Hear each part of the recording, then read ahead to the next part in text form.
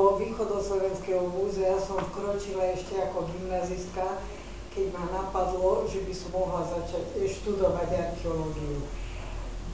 Už vtedy som mala tú možnosť, mi poskytli, že som mohla chodiť študovať do knižnice, čo bolo pre mňa fascinujúce, lebo vtedy nebol taký nával kníh ako prístupný pre mládež, ako mi tu poskytli.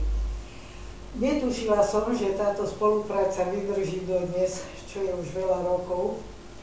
Aj počas štúdia na vysokej škole som sem chodievala a aj tu mi poskytli časť materiálu pre moju diplomovú prácu. Odvtedy som sa venovala archeológii na východnom Slovensku a stretávala som sa stále s vtedy tu pracujúcim doktorom Pastorom, s ktorým sme si vzájomne navštevovali výskumy. Ináč prvý výskum v živote, čo som videla, bol jeho v Barci. A spolupracovali sme aj pri príprave výstavy. Zúčastnila som sa aj inštalácie v roku 1908, kde som robila časť archeológie.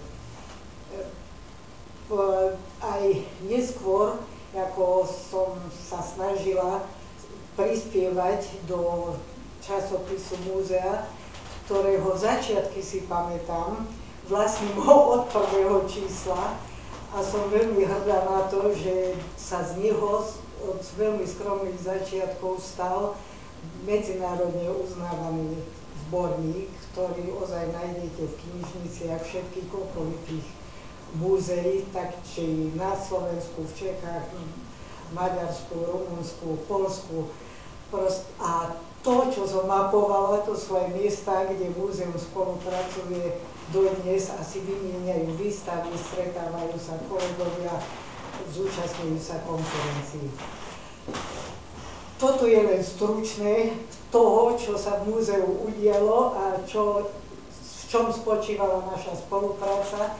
A na záver mi zostáva len zapriať ďalších šťastlivých 140 rokov.